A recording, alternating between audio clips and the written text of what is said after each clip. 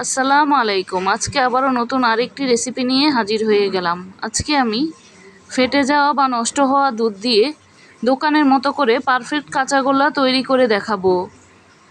এটা খেতে একদম দোকানের মতো হয়। একবার বানিয়ে এভাবে দেখতে পারেন। খুবই সহজভাবে দেখানোর চেষ্টা করেছি। তৈরি করার জন্য আমি এখানে ফেটে যাওয়া দুধটাকে এভাবে চালনিতে ছেঁকে নিয়েছি। একটি প্যাচোলা দিয়ে চেপে চেপে পানিটাকে ফেলে দিয়েছি। এবার এখান থেকে অর্ধেকটা পরিমাণ ছানা আমি টিস্যু পেপারে নিয়ে ফ্যানের বাতাসে রেখে দেব, যাতে করে ছানার পানিটা অনেকটাই শুকিয়ে যায়।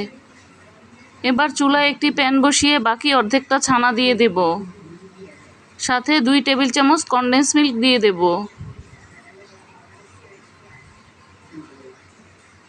এবার ছানার সাথে কনডেন্স মিল্কটাকে পানিটা না শুকানো পর্যন্ত রান্না করে নেব। পানিটা শুকাতে শুকাতে এরকম প্যানের গা ছেড়ে উঠে আসবে আর ছানাটা আঠালো হয়ে আসবে।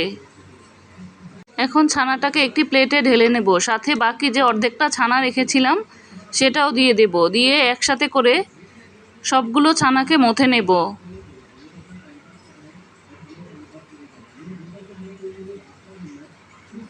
মাখানোর পর এরকম হয়ে আসবে। এবার হাতে নিয়ে গোল গোল করে এভাবে মিষ্টি তৈরি করে নেব।